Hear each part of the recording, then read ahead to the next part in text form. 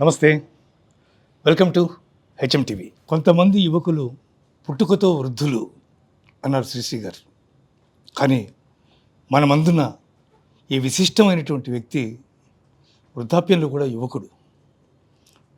కేవలం ఒక సినిమా హీరోగా, ఒక వర్స్టైల్ క్యారెక్టర్ ఆర్టిస్ట్గా అనేక రకాలైనటువంటి పాత్రలతో అలరించడమే కాక అద్భుతమైనటువంటి వ్యాపారవేత్త, రాజకీయ నాయకుడు, ఎంపీగా ఆంధ్ర రాష్ట్రానికి సంబంధించి అనేక అంశాలు పార్లమెంట్లో ప్రస్తావించినటువంటి మహనీయుడైనటువంటి వ్యక్తి. ఈ రోజుకి కూడా దేశ శ్రేయస్సు, రాష్ట్ర శ్రేయస్సు, సమాజ శ్రేయస్సు ప్రధానంగా కోరుకుంటూ జైభేరి అనేటటువంటి సంస్థకి ఒక గొప్ప విశిష్టమైనటువంటి పేరు ప్రఖ్యాతులు సంపాదించినటువంటి చాలా గొప్ప వ్యక్తి ఆయన మురళీమోహన్ గారు. చాలామందికి ఆయనలో ఉన్నటువంటి వర్సిటాలిటీ, ముఖ్యంగా ఒక ఆర్టిస్ట్గా చేసినటువంటి అనేక క్యారెక్టర్స్లో ఆయన చేసినటువంటి కొన్ని మహత్తరమైనటువంటి క్యారెక్టర్స్ ఉన్నాయి. సూత్రధారులు లాంటి పిక్చర్లో ఆయన చేసినటువంటి క్యారెక్టర్ అందుకు ఒక మచ్చుతునక్క. ఇట్లా చెప్పుకుంటూ పోతే అనేకం ఉన్నాయి.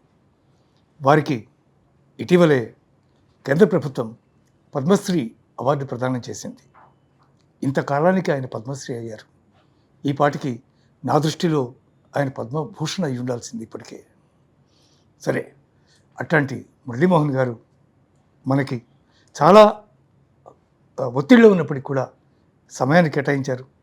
ఉగాది సందర్భంగా ఆయన విషస్ తీసుకుని ఆయనతో కొద్దిసేపు మాట్లాడి ఆయన అభిప్రాయాలని, ఆయన ఆశయాలని, ఆయన నడవడిని, వాటన్నిటినీ హెచ్ఎం టీవీ ప్రేక్షకులకు అందించాలనే ఈ ప్రత్యేకమైనటువంటి ఇంటర్వ్యూ ఆయనతో.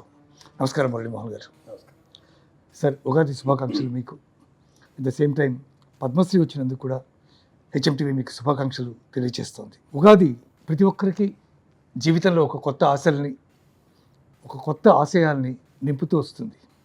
మీకున్నటువంటి అపారమైనటువంటి అనుభవం వివిధ రంగాల్లో ఈ ఉగాది మీకు ఎలాంటి స్ఫూర్తినిస్తోంది? ఒక విధంగా చెప్పాలంటే ఈ ఉగాది చాలా ఆనందంగా ఉంది. ఎందుకంటే ఊహించిన విధంగా పద్మశ్రీ అవార్డు రావటం అనేది జరిగింది. అది అలాగే ప్రపంచంలో చూస్తే యుద్ధాలు చాలా ఎక్కువగా ఉన్నాయి అనేది ఒకటి మినహాయిస్తే, అది పక్కన పెడితే అదర్వైజ్ అంతా బాగా. ముఖ్యంగా ఈ సంవత్సరం ఇప్పుడు తెలుగు ఇంగ్లీష్లో జనవరి, ఫిబ్రవరి, మార్చి, ఏప్రిల్ అట్లా 12 నెలలు ఉంటాయి. అదే మన దీంట్లోకి వచ్చినప్పుడు సంవత్సరాల పేర్లు 60 ఉంటాయి. ఈ సంవత్సరం వచ్చిన పేరు శ్రీ పరాభవ. అందరికీ కూడా డౌట్గానే పరాభవం ఉన్నారు, మనకి ఏం పరాభవం జరుగుద్దు, పరాభవం ఉంటే అవమానపరుస్తూ ఉన్నట్టు అవును అని అనుకున్నాం. అట్లాగే కొంతమంది పెద్దవాళ్ళు అడిగితే వాళ్ళు కొన్ని సమాధానాలు చెప్పారు దీని గురించి. శ్రీ పరాభవ అనేది అదొక సాంస్క్రిట్ వర్డ్. అవును, సాంస్క్రిట్ వర్డ్లో పరాభవ అనే దానికి, పరా అనే దానికి అర్థం ఏంటంటే పరదేవతా శక్తి, అంటే నిత్యం దైవనామ స్మరణం చేయవలసిన సంవత్సరం ఇది అని చెప్పి ఎవరు చెప్పారు. ఎందుకు అని అంటే పూర్వకాలంలో ఇద్దరు పోట్లాడుకొని కొట్టుకుంటూ ఉంటే వాళ్ళిద్దరికే దెబ్బలు, మిగిలినకి ఏమి ఉండదు. ఆ తర్వాత సమూహ యుద్ధాలు వచ్చినాయి. 2 గ్రూపులు, ఒక పెద్ద గ్రూప్, ఒక పెద్ద గ్రూప్. వాళ్ళు చేస్తే అందులో పాల్గొన్న వాళ్ళ వరకు దెబ్బలు తగిలాయి, జనానికి ఏమి ఉండేది కాదు. తర్వాతకు వచ్చేటప్పటికి బ్రిటిష్ పాలకులు తుపాకీ యుద్ధాలు చేశారు. ఆ తుపాకులు తీసుకొచ్చిన రాజుల్ని అందరినీ కూడా బెదిరించి, కాల్చి, చంపి వాళ్ళందరినీ కూడా తమ ఆధీనంలోకి తీసుకున్నారు. అప్పుడు కూడా ప్రజలకి ఏ విధమైనటువంటి ఇబ్బంది కలగనివ్వలేదు వాళ్ళు కూడా. తర్వాత అణ్వాయుధ యుద్ధాలు వచ్చాయి. ప్రపంచంలో నగ్న దేశాలను వ్యతిరేకించిన దేశాల మీద అణ్వాయుద్ధాలు చేయటం మొదలుపెట్టారు. అదే ఇప్పుడు కూడా జరుగుతుంది. దీన్ని మానవులకే కాకుండా సర్వ ప్రాణకోటికి కూడా, వాతావరణానికి కూడా చాలా చెడు జరుగుతుంది. అలాగే నిత్యావసర వస్తువులకన్నింటికి కూడా చాలా ప్రాబ్లమ్స్ వచ్చి చాలా ఇబ్బందులు పడే పరిస్థితులు కూడా కనపడుతున్నాయి. వీటన్నిటికంటే మించి మిసైల్స్ యుద్ధాలు. ఎక్కడో ఏ దేశంలో ఉన్నవాడు ఫలానా భారతదేశంలో, ఫలానా హైదరాబాద్లో ఫలానా స్పాట్ని కొట్టాలంటే అక్కడి నుంచి కొట్టగలిగిన ఇది వచ్చింది. దీని మూలంగా ఎప్పుడు ఎవరికి ఏది జరుగుతుందో చెడు అనేది తెలియని పరిస్థితిలో ఇవాళ మనం ఉన్నాం. అవునండి. ఏది ఏమైనా ఈ పరాభవనామ శ్రీ పరాభవనామ సంవత్సరం దేవుణ్ణి ఎప్పుడు కూడా ప్రార్థించుకుంటూ నిత్యం దైవంతో మాకెవరికి ఏ విధమైన అపకారం జరగకుండా సమస్త లోకాలు బాగుండాలి, శాంతియుతంగా ఉండాలి, యుద్ధం ఇంతటితోనే ఆగిపోవాలని కోరుకోవాల్సిన సమయం మాత్రం ఆసన్నమైంది. ముందుగా హెచ్ఎంటీవీ ప్రేక్ష మహాశైలకందరూ కూడా నూతన సంవత్సర శ్రీ పరాభవ సంవత్సర ఉగాది శుభాకాంక్షలు తెలియజేస్తున్నాను. Thank you so much sir. Padma Shri award వచ్చినందుకు అందరికీ చాలా సంతోషం. ఎందుకంటే మీరు అజాత శత్రువు, ఎవరితో మీకు ఎటువంటి విభేదాలు కానీ గొడవలు కానీ ఎక్కడా మీ మీద ఒక రకమైనటువంటి దూషణ ఈరోజు వచ్చినటువంటి సందర్భం మీ కెరీర్లో ఎక్కడ కనిపించదు. 40 ఏళ్ళు పైబడినటువంటి మీ కెరీర్లో ఆ సందర్భమే రాదు యాక్చువల్గా. అంత అజాత శత్రువుగా మీరు ఉన్నారు.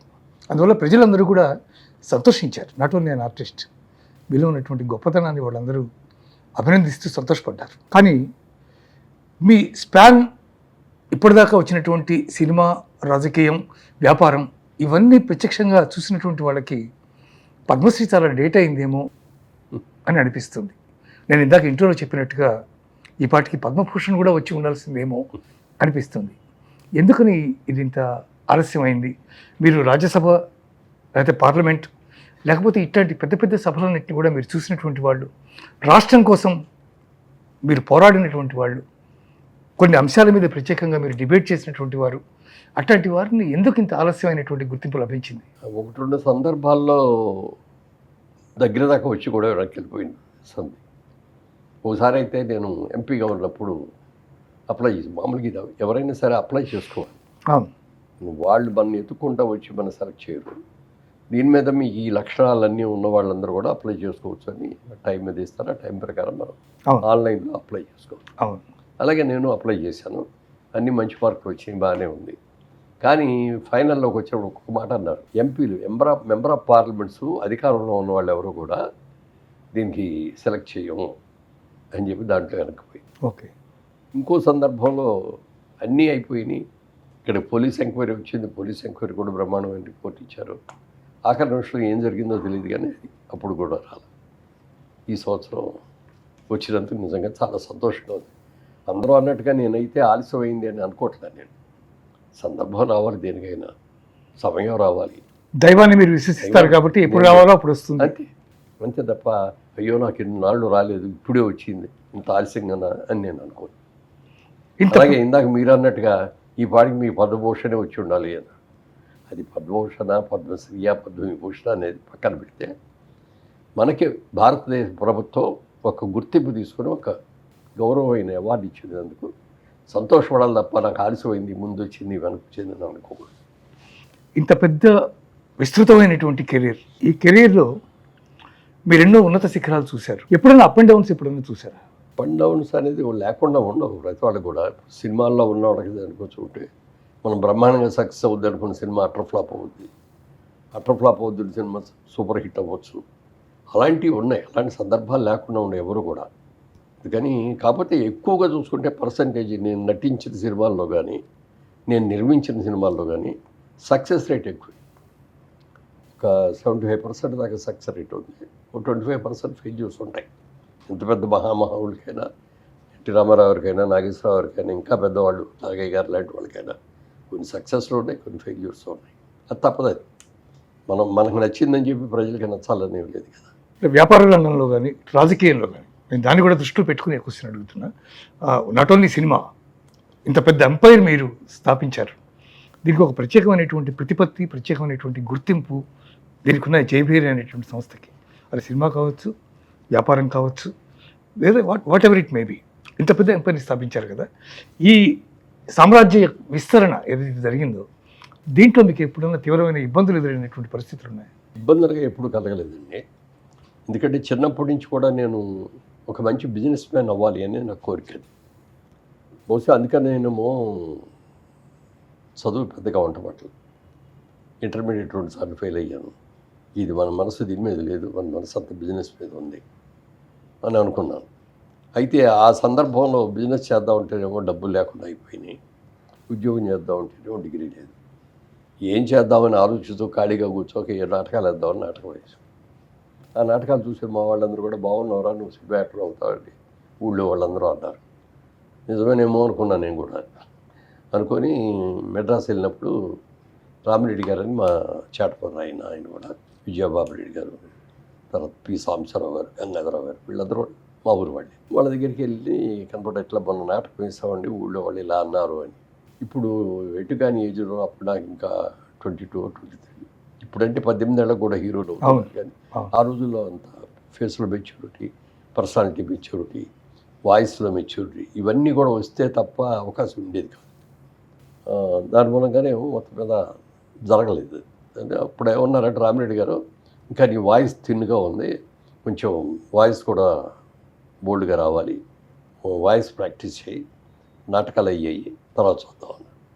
వచ్చేసిన 6 నెలల లోపలే మంచి బిజినెస్ ఆఫర్ వచ్చింది. నా దగ్గర డబ్బు లేకపోయినా నాకు ఒక వర్కింగ్ పార్ట్నర్గా ఆఫర్ వచ్చింది. విజయవాడలో కిసాన్ ఇంజనీరింగ్ కంపెనీ అనే ఒక oil engines, electric Motors, agriculture pump sets వీటన్నిటికి సంబంధించిన వ్యాపారం అని. దానిలో నన్ను వర్కింగ్ పార్ట్నర్గా తీసుకున్నారు. నెలకు 100 రూపాయలు జీతం, లాభాల్లో 15 పైసలు వాడు. నాకు బాగా నచ్చింది, వెంటనే దిగాను అందులో. పగలు రాత్రి అని కూడా కష్టపడ్డాను, బిజినెస్ బాగా డెవలప్ చేశాను. ఓ టైంలోకి వచ్చాడు, ఒక 3-4 ఏళ్ళు అయిన తర్వాత అందులో యాక్చువల్గా మా చిన్నాన్నగారే ఆయన మెయిన్ కంపెనీ. ఆయన అన్నారన్నమాట, ఇట్లా నాకు ఆయన మెయిన్ బిజినెస్ అంతా ఏలూరు, నాకు ఇక్కడ అక్కడ చూసుకోవడం కష్టం అవుతుంది, విజయవాడకి ఇచ్చేద్దాం అనుకుంటున్నాను, ఎవరో కూడా అడుగుతున్నారు, నువ్వు తీసుకుంటానంటే నీకు ఇచ్చేస్తాను, నువ్వు కాదంటే వేరే వాళ్ళకి ఇస్తాను. నా దగ్గర డబ్బులు ఉంటే మరి ఆ రోజునే పార్ట్నర్గా చేరేవాడిని కదండి, నా దగ్గర డబ్బులు లేవు, మీరు ఇచ్చేయండి ఎవరికన్నా. కాదు, వారం రోజులు టైం ఇస్తాను, వారం రోజులు అయిన తర్వాత చెప్పి మాట అన్నాను. సరే అన్నాను, ఇంటికి వెళ్ళాను, కూర్చున్నాను, ఆలోచిస్తాను ఏమిటిది ఇట్లాంటి పరిస్థితి వచ్చింది, మన దగ్గర డబ్బులు లేవు కదా, డబ్బులు లేకుండా ఎట్లా చేస్తాం అని ఆలోచిస్తూ ఉంటే మా ఆవిడ కనిపెట్టింది. ఏంటి ఏదో సీరియస్గా ఆలోచిస్తారు, ఏంటంటే ఏం లేదు అన్న. కాదు, ఏదో ఉంది, సంథింగ్ డిఫరెంట్, చెప్పండి. ఇట్లా అన్నారు, చిన్నాన్నగారు ఇట్లా ఆఫర్ ఇచ్చారు, నా షేర్ నువ్వు తీసేసుకోవాలని చెప్పి. అంటే ఎంత అవుతుంది, ఎంత కావాల్సి వస్తుంది అంటే ఆ రోజుల్లో లెక్క ప్రకారం చూసుకుంటే ఒక 50,000 కావాల్సి వస్తుంది నా షేర్ కొట్టుకోవాలంటే. అయితే ఒక పని చేద్దామండి, మా పుట్టింటి వాళ్ళు నాకు 5 ఎకరాల పొలం ఇచ్చారు, దాన్ని అమ్మేద్దామని.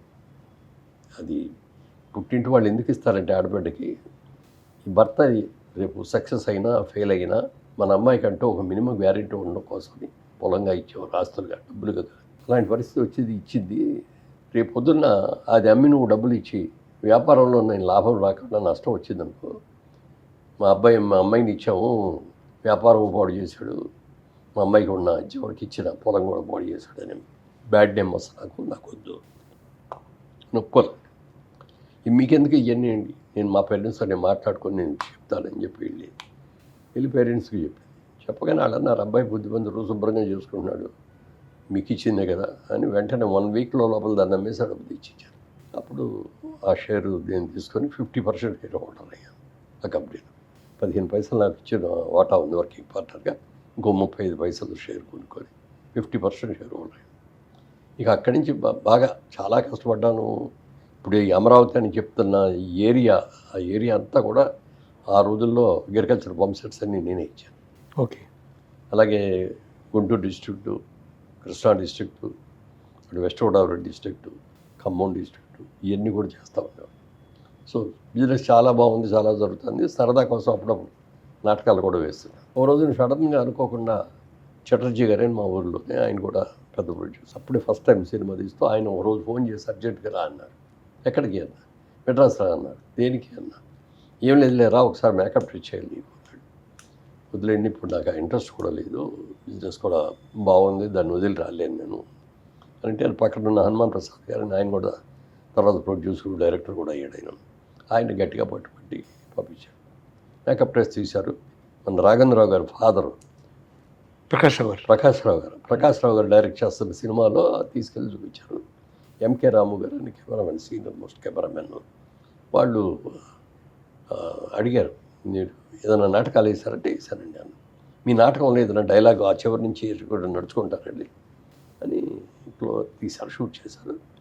3 రోజుల తర్వాత రష్ వచ్చిందని చూసి, బాగుంది, మా సినిమాలో సెకండ్ హీరో శోభన్ బాబు గారి హీరో, మీరు సెకండ్ హీరోగా వేయాలి. సరే అలాగేనండి అన్నాను. అన్న తర్వాత కొంచెం ఇంకొక 1 నెల రోజులు పడుతుంది స్టార్ట్ అవ్వడానికి, కొద్దిగా స్టౌట్గా ఉన్నావు, కొంచెం ఎక్సర్సైజ్ చేసి చేసుకో అని చెప్పారు. వెళ్ళిపోయాను. ఎలా అయింది 2 నెలలు అయింది, కబురు రాదు. సరిపోతే మందిలే, మనకి అసలు అది పెద్ద ఇంట్రెస్ట్ లేదు దాని ఏమన్నా మనం వెంటబడేది లేదులే అని చెప్పి నేను దాని గురించి పట్టించుకోలేదు. నా బిజినెస్ నేను చేసుకుంటున్నాను. ఆ హనుమాన్ ప్రసాద్ గారు అన్న ఆయన చటర్జీ గారికి ఫోన్ చేసేవాడిని, ఎందుకు చేయలేదు, సెలెక్ట్ అయిందన్నారు కదా అంటే, అప్పుడు డిస్ట్రిబ్యూషన్ సిస్టమ్, ఎవరి సినిమా తీయాలన్నా డిస్ట్రిబ్యూటర్ ఉండాల్సి వచ్చేది. డిస్ట్రిబ్యూటర్స్ వచ్చి మీరు కొత్తగా సినిమా తీస్తున్నారు, మళ్ళీ కొత్త వాళ్ళు ఎందుకు, అప్పుడు చంద్రమోహన్ హీరో అయ్యాడు, చంద్రమోహన్ గారిని పెట్టండి సెకండ్ హీరోగా అని చెప్పి వాళ్ళు సజెస్ట్ చేసి అందుకని తప్పనిసరి అయింది. అది చేసి పెట్టాం. మా నెక్స్ట్ స్క్రిప్ట్ మాత్రం డెఫినెట్గా వేస్తా ఉన్నాను. చాలా మంచిదైంది లేండి, వదిలేండి అన్నాను. అన్న తర్వాత ఆ ఫోటోల్ని ఎలా చూశారో నాకు తెలియదు, అట్లూరి పూర్ణచంద్రరావు గారు చూశారు. ఆయన చూసి వెంటనే క్రాంతి కుమార్ గారికి ఫోన్ చేసి అర్జెంట్గా ఇతను కావాలి నాకు పిలిపించండి. వెళ్ళాను. వెళ్ళేటు టేబుల్ మీద ఫోటోలు నేను పెట్టుకుని ఉన్నారు. పూర్ణచంద్రరావు గారు, తాత్యాన రామారావు గారు, కెమెరామెన్ కన్నప్ప గారు అని ఆయన, వీళ్ళందరూ ఉన్నారు. వెళ్ళాను, కూర్చోమన్నారు.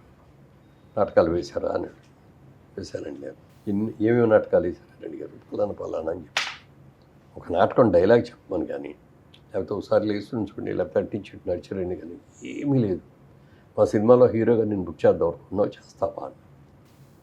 నిజంగా చెప్తున్నారా, అబద్ధం చెప్తున్నారా, డైరెక్ట్గా హీరో అంటున్నారు అని కొంచెం 2 నిమిషాలు ఆలోచించాను. ఎందుకు ఆలోచిస్తావు, చేస్తానండి. అది మనకి రేపటి నుంచే షూటింగు కర్ణాటకలో కూర్గు డిస్ట్రిక్ట్ ఉంది, అక్కడ షూటింగ్. నేను ఇప్పుడు రాలేనండి, ఇంత ఇమ్మీడియట్గా 1 నెల రోజుల తర్వాత అయితే వస్తానండి. ఇల్లు బిజినెస్ అవన్నీ చూసుకోవాలి కదా, చూసుకోకుండా రాలేనన్న. ఏం కుదరదు, మీరు రేపు ఇవాళ ఒక రోజు టైం ఇస్తాను మీకు. వాళ్ళు నైట్ బయలుదేరి విజయవాడ వెళ్ళి చూసుకొని రేపు రాత్రి మళ్ళీ బయలుదేరి వచ్చేసి డైరెక్ట్గా కూర్గు రావాలి అన్న. వెళ్ళి అడిగాను. అడిగితే ఫాదర్ని ఎందుకు మనకి బిజినెస్ బాగుంది అని చూసుకోకండి, సినిమాలు మళ్ళీ అన్నాడు. మా ఆవిడని అడిగాను. ఆవిడ అడిగితే ఆవిడ ఒక మాట అంది నాతో, ఏమంటే లక్ష్మీదేవి అప్పుడప్పుడు వచ్చి తలుపు కొడుతూ ఉంటుందట, ఆ తలుపు కొట్టినప్పుడు తలుపు తీస్తే లోపలికి వచ్చి కూర్చుంటుంది. అలా కనుక మనం తలుపు తీయలేదుకో వీడితో బద్దకస్తులాగా ఉండడానికి పక్కింటికి వెళ్ళి తలుపు కొడుతుంట. మీరు ప్రయత్నం చేయకుండా దానంతటా అది వచ్చింది. ఎందుకు వచ్చిందో వచ్చింది. దీన్ని ఎందుకు ట్రై చేయకూడదు మీరు? సక్సెస్ అయితే వెళ్ళండి, సక్సెస్ కాకపోతే మన బిజినెస్ ఉంది, వెళ్ళి రండి అని ఒక కండిషన్ చెప్పింది అన్నమాట. షూటింగ్ అయిపోగానే మీరు మళ్ళీ ఇమ్మీడియట్గా ఇక్కడికి విజయవాడ వచ్చేసి వ్యాపారం చూసుకోవాలి. మెడ్రాస్లో తిరగడానికి లేదు. ఆల్బమ్లు పుచ్చుకొని ఇద్దరు వాళ్ళ సినిమాలో హీరో వేశారండి, మీ సినిమాలో క్యారెక్టర్ ఉండే అని చెప్పి అడగకూడదు మీరు ఎవరిని అని. నైస్. నాకు కూడా బాగా నచ్చింది. అలాగే అన్నాను. అది తూచా తప్పకుండా పడి ఈరోజు కూడా ఏ ప్రొడ్యూసర్ని ఏ డైరెక్టర్ని నాకు మీ సినిమాలో వేషం ఉండేది మాత్రం అడగల ఇప్పుడు దాకా కూడా. సరే ఆ తర్వాత సంగతి అందరికీ తెలిసింది అనుకుంటే సక్సెస్ అయ్యాం బాగా. మీ జీవితంలో ఎంతమంది దేవుళ్ళు ఉన్నారు? రామారావు గారు, శోభన్ బాబు గారు, మీరు అనేక సందర్భాల్లో శోభన్ బాబు గారి గురించి చెప్పారు. ఇట్లా ఎంతమంది దేవుళ్ళు మీ జీవితంలో ఉన్నారు? అందరూ ఉన్నారు సార్. అంటే నాకు అందరూ కూడా మంచి యాక్టర్లు కానీ లేక రామారావు గారిని చూడాలంటే పౌరాణిక సినిమాల్లో, జానపద సినిమాలు బ్రహ్మాండంగా చేస్తారు. అట్లే నాగేశ్వరరావు గారిని చూడాలంటే సోషల్ ఫిల్మ్స్లో బ్రహ్మాండంగా చేస్తారు. శోభన్ బాబు గారు మహిళా చిత్రాల్లో బ్రహ్మాండంగా చేస్తారు. కృష్ణ గారు ఫైటింగ్ సినిమాలు, బాండ్ సినిమాలు బ్రహ్మాండంగా చేస్తారు. కృష్ణరాజు గారు ఆయన పర్సనాలిటీగా ఆయన బ్రహ్మాండంగా చేస్తారు. అందుకని నాకు అందరినా కూడా ఇష్టమే. అందరు యాక్టర్ల దగ్గర కూడా నేను ఇది సెకండ్ హీరో కూడా చేశాను. నేను హీరోయే చేస్తాను అనుకోవాలి. సెకండ్ హీరోలు కూడా పెద్ద హీరోలు పక్కన వచ్చినప్పుడు డెఫినెట్గా చేశాను. వాళ్ళందరూ కూడా చాలా ప్రేమగా, చాలా అభిమానంగా చూశారు. వాళ్ళని నేను ఎంత ప్రేమించాను, వాళ్ళు అంతకంటే ఎక్కువ నన్ను ప్రేమించారు. అందుకని అందరి దగ్గర నుంచి కూడా లోటుపాట్లు, ఎవరి దగ్గర ఏం లోటుపాట్లు ఉన్నాయి, ఎవరి దగ్గర ఏ అసెట్స్ ఉన్నాయి, అవి చూసుకొని మనం ఎంతవరకు ఆచరించాలని నేను ఆచరించాను. ఇప్పుడు రాజకీయంగా రామారావు గారిని చూశారు. ఒక ఆర్టిస్ట్గా ఉండి మీకు జైపేరి కన్స్ట్రక్షన్స్ లేకపోతే ఇవి స్టార్ట్ చేయడానికి లేదా భూమి మీద మీరు కాన్సన్ట్రేట్ చేయడానికి ప్రధానమైనటువంటి వ్యక్తి శోభన్ బాబు గారు మీకని 1-2 సార్లు మీరు చెప్పారు. కాబట్టి రామారావు గారిని తోటి ఆర్టిస్ట్గా మీ అభిప్రాయాలు అందరి దగ్గర మీరు ఎన్నో నేర్చుకున్నారు. ఒక్కడి దగ్గర డిసిప్లిన్, ఒక్కడి దగ్గర ఇంకోటి, what ever it may be. కానీ అటు వ్యాపారంలో ఇటు రాజకీయంలో మీకు ఇన్స్పిరేషన్ ఎవరు? యాక్చువల్గా రాజకీయాలంటే నాకు ఇంట్రెస్ట్ లేదండి, 1% కూడా లేదు. ఎందుకంటే మా ఫాదరు ఫ్రీడమ్ ఫైటర్. ఓకే. ఆయన ఫ్రీడమ్ ఫైటర్గా బాగా కాంగ్రెస్ పార్టీలో ఉండి జైలుకి వెళ్తారు, అవన్నీ కూడా చేశారు బాగా. ఆయనకి ప్రభుత్వం తామ్రపత్రం అనే ఆ రోజుల్లో తాగి ప్లేట్ మీద ప్లేట్లు ఆ తామ్రపత్రం ఇచ్చారు. ఆయనకి ల్యాండ్ ఇస్తారంటే ల్యాండ్ వద్దు నాకు అన్నారు. హాస్పిటల్లో ఫ్రీ హాస్పిటలైజేషను, ఫ్రీ ట్రావెలింగ్ ఇట్లాంటివి మాత్రం ఇచ్చారు. అవి మాత్రం తీసుకున్నారు, కానీ ల్యాండ్ అది తీసుకున్నారు. తర్వాత నాకెందుకు లేదు అంటే ఆయన రాజకీయాల్లో ఎక్కువగా తిరగటం వల్ల ఆయన బిజినెస్ మీద కాన్సన్ట్రేట్ చేయలేకపోయారు. ఆయన అది బిజినెస్లో సఫర్ అయ్యారు ఆయన. తర్వాత నేను బిజినెస్లోకి దిగిన తర్వాత మనం రాజకీయాల జోలికి వెళ్ళకూడదు అనేది మా నాన్నగారిని చూసి కొన్ని నేర్చుకున్నాను. అలాగే సినిమాల్లోకి వెళ్ళిన తర్వాత కూడా రాజకీయాల జోలికి వెళ్ళకూడదు అని అనుకున్నాను. ఎందుకు వెళ్ళాల్సి వచ్చింది అంటే ఎన్టీ రామారావు గారు ఒక హీరోగా బ్రహ్మాండంగా చేస్తూ బ్రహ్మాండమైన డిమాండ్ ఉన్న రోజుల్లో, ఆయన కాల్చి ఇస్తే చాలు అనుకున్న రోజుల్లో సడన్గా ఒక నిర్ణయం తీసుకొని ఆయన రాజకీయాల్లోకి వచ్చారు. అవునండి. ఎందుకని వచ్చారు అంటే తెలుగు వాళ్ళకి గుర్తింపు లేకుండా అయిపోయింది. మేము తెలుగు వాళ్ళం ఆంధ్రదేశం నుంచి ఆంధ్రప్రదేశ్ నుంచి వచ్చామని చెప్తే ఓ మద్రాసీలా అనేవారు మద్రాసీగా గుర్తింపు తప్ప తెలుగువాడికి గుర్తింపు లేదు. తెలుగువాడి దమ్ము ఏంటో, తెలుగువాడి ధైర్యం ఏంటో, తెలుగువాడి శక్తి ఏమిటో ప్రపంచానికి చెప్పాలి అని అనుకొని ఆయన రాజకీయాల్లోకి దిగారు. చాలా మంచి ఆలోచనతో వచ్చారు అనుకున్నాం. ఆయన చైతన్య రథం మీద తిరుగుతూ ఉంటే మేము ఏడుగురు దగ్గర పెదపాడు అనే ఒక విలేజ్, అక్కడ మేము పిచ్చిపంతులు అనే సినిమా చేస్తున్నాం. మేము ఆ రోజుకి అక్కడికి వస్తున్నారు. సరే మేమందరం కలిసి ఆ రోజు షూటింగ్ ఆపేసి నేను, రావు గోపాలరావు గారు, సత్యనారాయణ గారు, గిరిబాబు గారు, కవిత, మాధవి మేమందరం కలిసి షూటింగ్ అక్కడికి వెళ్ళాం. మీటింగ్ చూసాం, మమ్మల్ని గమనిస్తున్నారు. ఆయన మాట్లాడుతున్నాడు. అంతా అయిపోయిన తర్వాత రెండు నింపించారు లోపలికి. చైతన్య రథంలోకి వెళ్ళి కూర్చున్నాం. ఏం బ్రదర్ ఏంటి ఇక్కడ ఏం చేస్తారంటే షూటింగ్ చేస్తామండి. ఎవరు ప్రొడ్యూసర్ అంటే నేను మా జేపేరి బ్యానర్తో తీస్తాను. వెరీ గుడ్, బాగా చేయండి బాగుండి. సరే అన్నగారు, మీరు చాలా ఒక ఉద్దేశంతో తెలుగువాడి యొక్క గొప్పతనాన్ని తెలియజేయాలనే ఉద్దేశంతో మీరు రాజకీయాల్లోకి వచ్చారు. చాలా గొప్ప విషయం ఉండేది. మరి మేము ఏం చేయాలో మాకు చెప్పండి, మీకు ఏ విధంగా మేము సహకరించగలం చెప్పండి అని అంటే ఆయన ఒకటే మాట చెప్పారు, మీరు ఎవ్వరూ రావద్దు. నేను ఇందిరాగాంధీకి ఎగెనిస్ట్గా నేను దిగాను. సక్సెస్ అయితే వెళ్ళండి, గుడ్. సక్సెస్ కాకపోతే నా అంతా చూస్తాను. నా మీద ఇన్కమ్ ట్యాక్స్ రైడ్ జరుగుతుంది, ఇంకేమిటి నేను అన్నిటికీ తెగొచ్చి వచ్చాను, మీరు రావద్దు అన్నారు. ఏం చేయాలో తెలియదు, వెళ్ళాలని ఉంది, కానీ ఆయన వద్దన్నారు. సరే అప్పుడు ఏం చేసామంటే ఆత్రేయ గారికి ఫోన్ చేసి చిమంతలో టెంపుల్ దగ్గర గ్రూప్ సాంగ్ లాంటి పెద్ద ఉంది, ఆ పాట నాకు అర్జెంటుగా ఎన్టీ రామారావు మీద వచ్చేటట్టుగా రాయండి అన్నాడు. ఆయన వెంటనే 3 రోజుల్లో రాశాడు. ఇన్స్పైర్ అయ్యాడు. మామూలుగా 4 రోజులు తీసుకుంటాడు. ఆత్రేయ గారిని ఏడిపించాలి మిమ్మల్ని అంటే రామారావు గారి మీద అనేటప్పటికి ఆయన కూడా ఇన్స్పిరేషన్ వచ్చింది. వచ్చి రాసి పంపించారు. మంచోళ్ళందరూ పోయారు, మంచిని చెప్పే పోయారు, ఆ మంచిని కాచే మనుషులు ఇప్పుడు మనలో కరువయ్యారు. రావయ్యా రామయ్య ఈ రాజ్యమే నీదయ్యారు. అది రాసి పంపించారు. రికార్డ్ చేసాం. బాగా ఒక 100 మందిని డాన్సర్స్ అది పెట్టేసి మనం బాగా చేసాం. బాగా సక్సెస్, సినిమా కూడా సక్సెస్. తర్వాత ఆయన సీఎం అయిపోయారు. తర్వాత ఏమైందంటే గుండె ఆపరేషన్ కోసం అమెరికా వెళ్ళి వచ్చే లోపల ఇక్కడ రాజకీయం చేసి ఈయన దించేశారు. ఇంతమంది ప్రజలు ఎన్నుకుని ఈయన్ని వాళ్ళు ఎవరు దించుతారు? ఎవరో ఇందిరాగాంధీ దించేసిందనో లేకపోతే ఇక్కడ ఉన్న కాంగ్రెస్ లీడర్లో విభేదాన్ని తీసుకొచ్చి దింపేశారు అంటే ఎట్లా అని చెప్పి ఆయనేమో అంత ఆపరేషన్ చేయించుకొని కూడా మళ్ళీ జనంలోకి వెళ్ళిపోయారు. ఇక అప్పుడు ఎవరు చెప్పినా చెప్పకపోయినా మనం వెళ్ళాలి, మంచి మనం చేయాలి అనుకొని నేను తెలంగాణ అంతా తిరిగి వచ్చి ఇంత సాక్రిఫైస్గా వస్తే ఇట్లా చేశారు, మనకి రామారావు గారు ముఖ్యం, మన నాయకుడిగా ముఖ్యం అని చెప్పి చెప్పడం అది సక్సెస్ అయింది. బాగా 4 రోజులు తిరగకుండానే మళ్ళీ ముఖ్యమంత్రిగా కూర్చున్నారు. ఆ తర్వాత కొన్ని రోజులు అయిన తర్వాత ఒక రోజు ఫోన్ చేశారు రామారావు. అప్పుడు ఇంకా ఇండస్ట్రీ ఇక్కడికి రాలా, హైదరాబాద్ రాలా, మెడ్రాస్లోనే ఉన్నాను. మళ్ళీ ఎక్కడున్నావు అన్నారు. సార్ మెడ్రాస్లో ఉన్నాను, షూటింగ్ జరుగుతుందా అంటే అవునండి అన్న. రేపు మార్నింగ్ ఒకసారి హైదరాబాద్ రాగలవా అన్నారు. సార్ వస్తానండి. మార్నింగ్ వచ్చి ఫస్ట్ ఫ్లైట్కి అన్నారు. వెళ్ళాను. ఏం లేదు, మన వాళ్ళందరూ కూడా ఎలక్షన్స్ జరగబోతున్నాయి, పార్లమెంట్ ఎలక్షన్స్. రాజమండ్రి నుంచి నువ్వు పార్లమెంట్ మెంబర్గా పోటీ చేస్తే బాగుంటుంది అని అనుకున్నాం మేమందరం.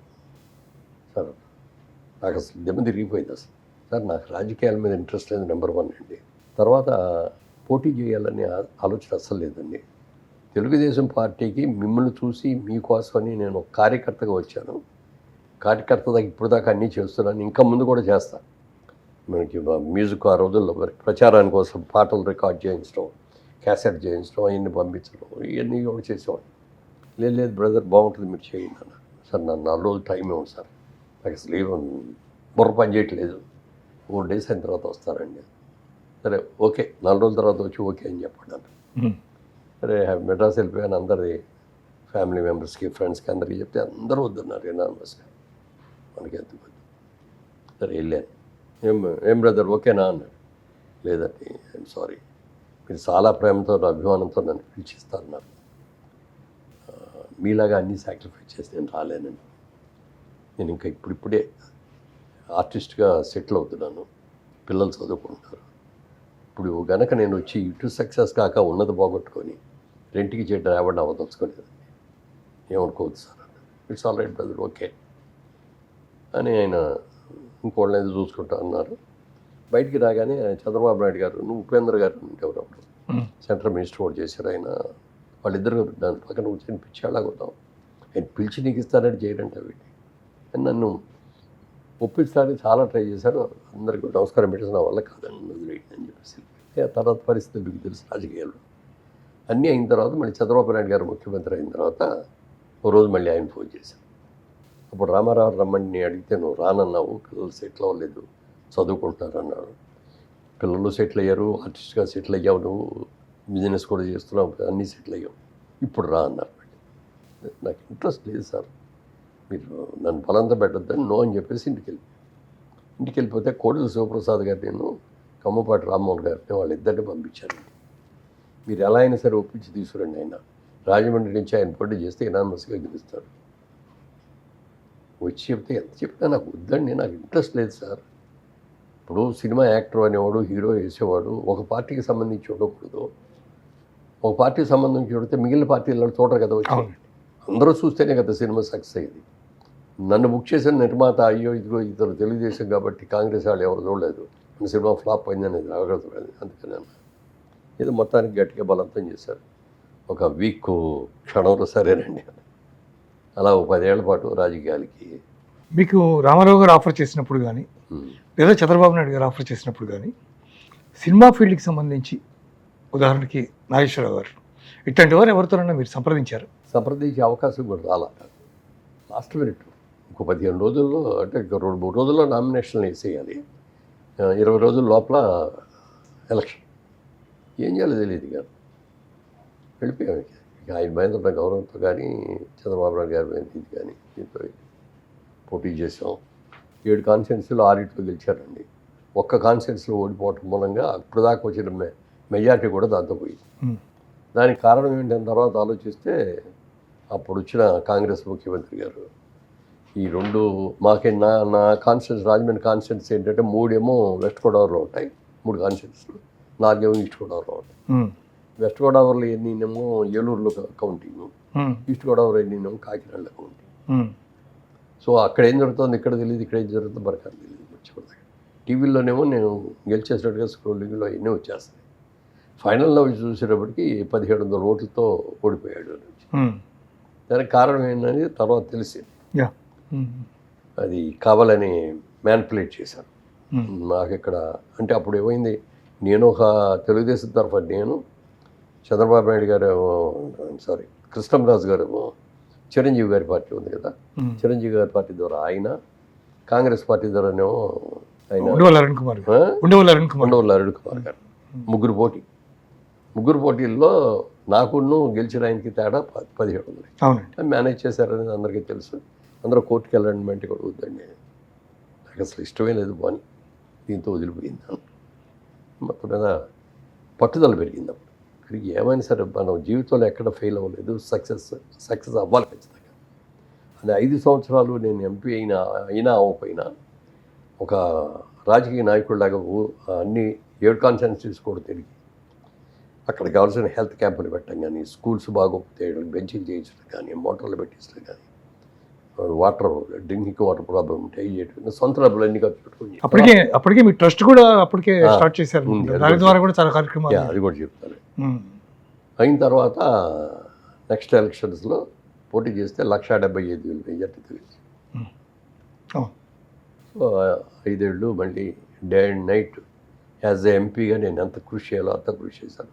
ఎక్కడ ప్రభుత్వ సొమ్ము ₹1 కూడా పుచ్చుకోకుండా, ₹1 కూడా వేస్ట్ చేయకుండా, కనీసం కాఫీ కూడా ఆ డబ్బులతో తాగకుండా అన్నీ చేసి బ్రహ్మాండంగా చేశారు. మంచి పేరు వచ్చింది.